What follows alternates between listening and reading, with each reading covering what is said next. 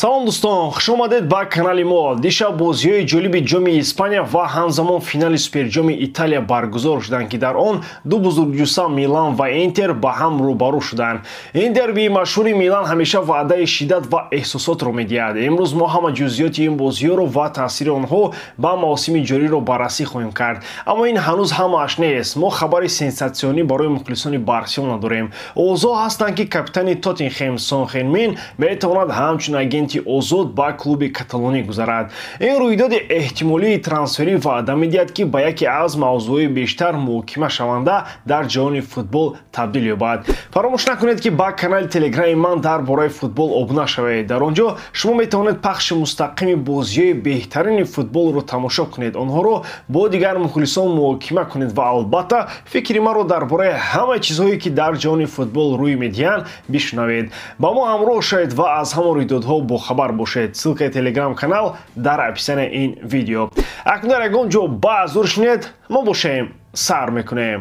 Дар 16 финали ҷоми Испания дастаи Реал Мадрид бо ҳисоби 5-0 бар дастаи Депортиво Минера пирӯз шуд. Ин ғалаба боз як бори дигар қувват ва чуқурии ҳайати дастаи Карло Анчелотиро таздиқ кард. Арда Гюлер, нимҳиматгари бо истеъдод, бозам маҳорати худро нишон дод, ду гол зада дар дақиқаҳои 28 ва 88. Ин сеюмин голи ӯ дар се бозии охирин аст ки ӯ дар ҳайати асосӣ оғоз кардааст. Лука Модрич низ дар бозӣ нақши худро гузошта голи аввалини худро дар ҷоми Испания барои 13 мавсим дар даста зад. ҳарчанд ҳисоб калон аст, бозӣ беимкониятҳои аз даст рафта набуд, махсусан барои Эндрики ҷавон ки ошкоро кӯшиш мекард ки гол занад, аммо натавонист. Дарвозабони рақиб сарфи назар аз 5 голи сардодашуда низ худро нишон дод, чанд сейфи таъсирбахш анҷом дод. Дар оянда Реал бо Малёрка дар нимфинали суперҷоми Испания бозӣ мекунад ва даста дар ҳолати хуб қарор дорад ки дар 7 бозии пайдарпай мағлуб нашудааст.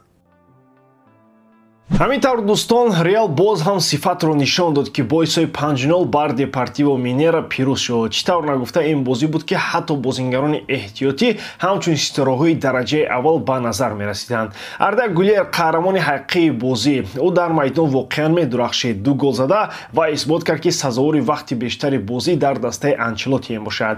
Аммо Эндрик имрӯз бахташ нахандид. Маълум аст ки бача хеле кӯшиш мекунад, аммо туп саркашӣ карда ба дарвоза намеравад. Аммо мухлисони Реал ӯро сахт танқид накунед, ҳар кас чунин рӯзҳоро дорад.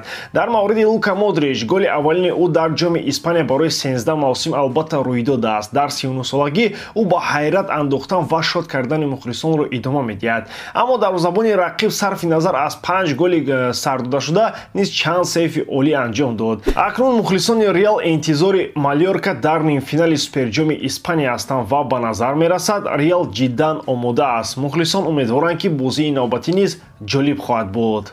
Дар финали ҷолиби суперҷоми Италия ки дар Эр-Риёд баргузор шуд, Милан бо ҳисоби 3-2 бар Интер ғалаба кард. оғози бозӣ бо ҷароҳати Хакан Чалханаглу дар дақиқаи 35 ва иваз кардани маҷбурии ӯ ба Кристиан Аслани тира шуд. Аммо қисми аввал ба фоидаи Интер бо шарофати голи Лаутаро Мартинес бо паси Меҳдӣ Тереми дар вақти иловагӣ ба анҷом расид. Дар дақиқаи 47 Тереми афзалияти дастаашро дучанд кард, аммо Милан таслим шуданӣ набуд. Дар дақиқаи 52 Тео Эрнандес бо зарбаи аъло аз зарбаи ҷарима гол зад ва дар дақиқаи 80 ба Кристиан Пулишич ки ҳисобро баробар кард пас дод.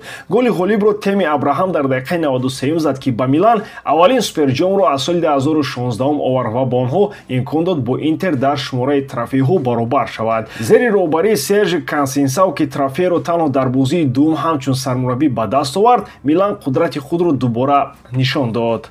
бозии аъло. Ман дар ин бозӣ тарафдори ҳеҷ кас набудам, аммо дастаҳо хусусан Милан танҳо дар қисми дуввум ба худ мафтун карданд. Ин як шоми воқеии футболӣ буд ки дер боз дар хотир мемонад. барои мухлисони Милан бо ғалабаи сазовор табрик мегӯям. Леао ҷараёни бозиро тағйир дод ва трофееро ба Милан овард. ӯ намунаи аслии бозингари сатҳи баланд гардид ки метавонад ҳама гуна санҷишҳоро паси сар кунад. Ки гумон мекард ки Милан метавонад 0-2-ро ба 3-2 табдил диҳад ва бо голи Абраҳам як ороиши хубе илова кунад. Ин буд зебоӣ ва ғайриинтизории футбол дар як бозии беҳамто. Мо ба чунин футбол ниёз дорем. Бозӣ аҷиб шуд. Дар чунин бозиҳо мехоҳам вақти иловагӣ ва зарбаҳои пеналтиро бубинем, аммо ҳатто бе ин ҳам хеле олӣ шуд. Дерби воқеӣ гарм. клуби каталонии Барселона идома медиҳад ки роҳҳои пурқувват кардани ҳайати бозингарони худро сарфи назар аз мушкилоти ҷиддии молиявӣ ҷустуҷӯ кунад. Яке аз роҳҳои эҳтимолии ҳалли масъала метавонад имзои шартномаи Сон Хенмин капитани Тоттенхем Хотспур бошад, ки шартномааш дар охири мавсим ба итмом мерасад. Ин қадам метавонад барои Барселона, ки кӯшиш мекунад аз хароҷоти иловагӣ барои пардохти трансферҳо канорагирӣ кунад ва диққати худро ба ҷалби агентҳои озод равона созад, ҳалли муваффақ шавад. Бо вуҷуди ин Тоттенхем ҳанӯзам метавонад аз имконияти дароз кардани шартномаи Сон ба 1 сол истифода барад, ки ин метавонад вазъи кунуниро тағйир диҳад. Манфиати Сон Хенмин бо сабаби универсалӣ ва таҷрибаи ӯ, ки барои услуби бозии Барселона комилан мувофиқ аст, асос ёфтааст. Дар шароите ки даста наметавонад бозингарони навро ба таври расмӣ сабти ном кунад, имзои агенти озод ба монанди Сон метавонад як қадами стратегӣ гардад. шахсан ман фикр мекунам, ки гузариши Сон ба Барселона як қадами олӣ барои ҳам бозингар ва ҳам клуб хоҳад буд. Сон сазовори он аст, ки карьераи худро дар клубе ба анҷом расонад, ки метавонад ба ӯ иштирок дар Лигаи Чемпионҳо ва имкони мубориза барои трофеиҳоро пешниҳод кунад. Ӯ ба Тоттенхем тамоми солҳои беҳтарини худро бахшидааст ва ростӣ на ҳамеша аз мухлисон эҳтироми шоиста гирифтааст. Ин гузариш метавонад барои ӯ як шанси оғоз кардани як боби нав дар карьера шавад, ки дар он ҷо истеъдод ва садоқати ӯ ба қадри кофӣ қадр карда мешаванд. Дидани он, ки Сон ба услуби бозии Барселона чӣ гуна мутобиқ мешавад, хеле ҷолиб хоҳад буд. Универсалӣ ва суръати кории ӯ ба фалсафаи клуби каталонӣ комилан мувофиқ аст. Агар ин трансфери озод сурат гирад, он метавонад яке аз беҳтарин қарорҳои Барселона дар солҳои охир гардад. Умедворам, ки дар пеши Сон боз бисёр пирӯзиҳо ва трофеиҳо ҳастанд, ки ӯ бештар аз он сазовор аст. ба ҳамин тамом бовар дорам, ки эҷодкории ман ба шумо писанд меояд. Лайк, комментария ва дар канал обуна шуданро аз ёд набароред. Бо шумо мисли ҳар вақта Муҳаммад Гаиров. Хай бародарон, дар паноҳи Аллоҳ.